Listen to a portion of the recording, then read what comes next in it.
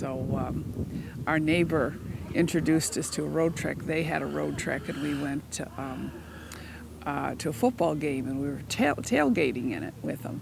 And from that moment on, I said to my husband, I want one of those someday when we could afford it. I remember the day we did buy it, that we clinched the deal. It was like, oh, we walked through it and saw it, and oh, wow, it'd be great to have this. But we didn't have that kind of money. And then when they mentioned, well, you know, this is classified as a motorhome and you can take a mortgage out on it, it was like, whoa, okay. And that's how we were able to do it. You know, we can travel more now in the Roadtrek and see more things. And but even because of that, when that was going on, this was great. And I know when my son came back from Iraq in '06, we didn't think he was coming home, and he flew Blackhawks, and we got to Fort Drum in Sackett's Harbor, New York. in Sackett's Harbor, New York.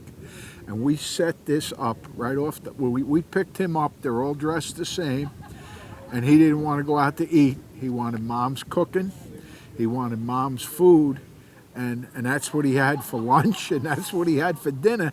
And we had spaghetti and meatballs off of Sackett's Harbor in near Fort Drum, New York. And I'll never forget it. Thanks to the Roadtrek. Thanks to the Roadtrek.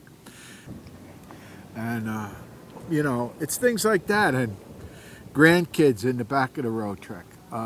They love playing in it. Playing dolls in it, watching cartoons. They're fascinated by it. And we have 4 kids. We have 12 grandkids now, and you can just barely get. I mean, we've had what, 9 of them in there. And even a high chair set up inside with a baby sitting in it. Yes. And then you know, it's just we love it. You know, I mean, you can get a lot of grandkids in there. And it's just a great, you know.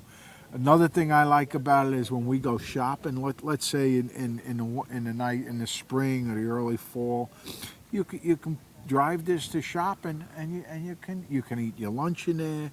You can use the restroom.